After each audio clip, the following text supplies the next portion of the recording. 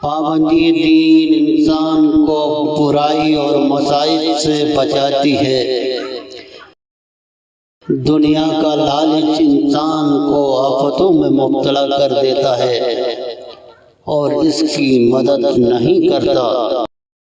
دین سے بزرگی ملتی ہے، دنیا سے ذلت حاصل ہوتی ہے۔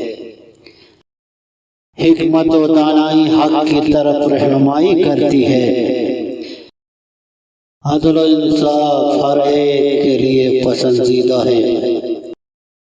معاف اور درگزر کرنا ایک اعلیٰ فضیلت ہے۔